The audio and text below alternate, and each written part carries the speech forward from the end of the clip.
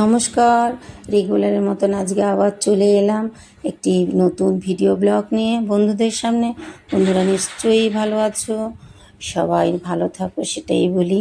সকালবেলা রান্না শুরু করে দিলাম, বিশাল স্কুল যাবে। আজকে বলল মা আজকে আমি বাটা মাছ ভাজা দিয়ে আর মাছের তেল দিয়ে ভাত খেয়ে যাব। তা আমি সেটাই করে দিলাম। ও বাটা মাছ ভাজা আর মাছের তেল দিয়ে ভাত খেয়ে গেল, তো আমি দিলাম, মেখে দিলাম। আর নুন দিয়ে মাছের তেল দিয়ে একটু ভাত মেখে দুটো বাটা মাছ ভাজা দিলাম, ওটাই খেলো। আর বললো মা আমাকে রুটি আর আলু ভাজা দেবে, আলু ভাজাটা কিন্তু একটু মিষ্টি মিষ্টি করে দেবে, তো সেটাই করে দিলাম। আর বললাম বাবু আজকে টেবিলে খাবে, কিন্তু আজকে মেঝেতে বসে খাবে না বা সোফায় বসে খাবে না, ও না টেবিলে খেতে চায় না।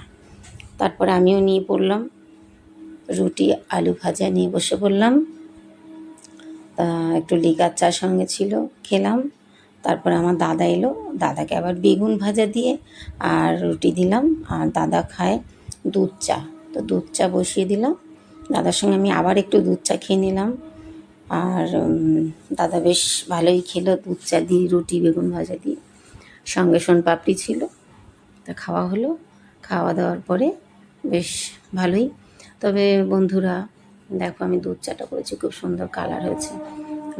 একটাই কথা বলবো, আমার ভিডিও ভালো লাগলে অবশ্যই লাইক কমেন্ট করে দিও বন্ধুরা।